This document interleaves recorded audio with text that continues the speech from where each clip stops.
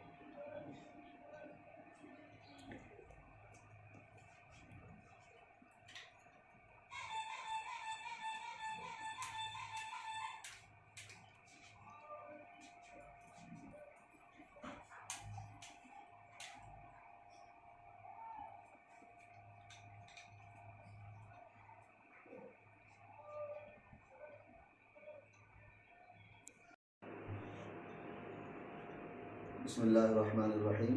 ये hair fall हिजामा है। Hair fall के लिए बालों का गिरना, बालों का सफ़ेद होना, बाल झड़ना या जिसके बाल नहीं आते हैं, तो इसके सुराख में बंद हो जाते हैं, वो हिजामे के ज़रिए बआसानी खुल जाते हैं और हिजामे से मुकम्मल शिफायाब भी होती है।